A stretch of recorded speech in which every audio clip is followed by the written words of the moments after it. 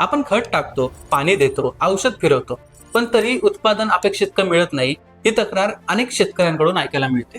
पण याचं नेमकं कारण काय? आपण जमिनीला किती देतो यावरती नेहमी लक्ष असतं, पण जमिनीला नेमकं काय हवंय हे आपण फार वेळा बघत नाही. माती म्हणजे फक्त धूळ नाही ना, ती जिवंत असते. तिच्यात सेंद्रिय कार्बन, सूक्ष्मजीव, पोषक अन्नद्रव्ये आणि अनेक गोष्टी असतात. जर जमीन थकली असेल तर कितीही खत टाकलं तरी ते पीक जोमात येतच नाही. म्हणूनच माती परीक्षण हा उत्पादन वाढवण्याचा पहिला आणि सर्वात महत्वाचा टप्पा आहे. नमस्कार शेतकरी बांधवांनो, मी निखिल माने आणि आज आपण बघणार आहोत माती परीक्षण का गरजेचं आहे.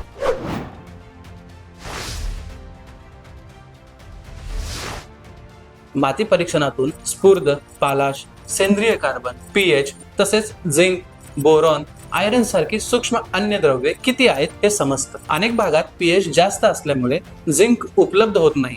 काही ठिकाणी सेंद्रिय कार्बन खूपच कमी आहे, त्यामुळे जमीन घट्ट होते. अनेक शेतकरी अंदाजावर खत टाकतात. जास्त खत म्हणजे जास्त उत्पादन असं मानलं जातं, पण खरं म्हणजे जास्त खतामुळे खर्च वाढतो, जमीन खारट होते आणि पिकांची गुणवत्ता कमी होताना बऱ्याच वेळा बघण्यात आले. माती परीक्षणानुसार जर खत व्यवस्थापन केलं तर आपण जवळजवळ 20 ते 25% खताचा खर्च कमी करू शकतो आणि उत्पादन स्पष्ट वाढताना दिसतं. मग आता या सगळ्यात मातीचा नमुना द्यायचा कसा? तर शेतात झिगझॅग पद्धतीनं 6 ते 8 ठिकाणाहून माती घ्या. वरचा कचरा काढून 6 इंच खोलीतली माती घ्या, जे की मिसळून नमुना द्या. शासनाच्या मृदा आरोग्य कार्ड योजनेतून हा अहवाल मोफत किंवा कमी शुल्कात सुद्धा मिळू शकतो. आजच्या काळात पाणी कमी, खर्च जास्त आणि नफा सुद्धा कमीच. अशा परिस्थितीत माती समजून घेणं म्हणजे शेतीचा पाया मजबूत करण्यासारखं आहे. जमिनीची तब्येत सुधारली तर उत्पादन आपोआप वाढणार, पिकांची गुणवत्ता सुधारते आणि रासायनिक खतांवरती अवलंबून राहायची गरज कमी होत एक दिवस नाहीशी होऊ शकते. दीर्घकाळ टिकणारी सुपीकता राखण्यासाठी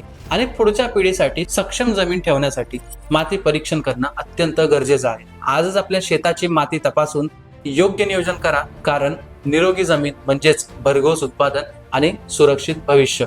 आणि अशाच शेती संबंधित उपयुक्त, सोप्या आणि प्रत्यक्ष उपयोगी पडणाऱ्या माहितींसाठी पालवी ॲग्रिगो YouTube चॅनलला सबस्क्राईब नक्की करा.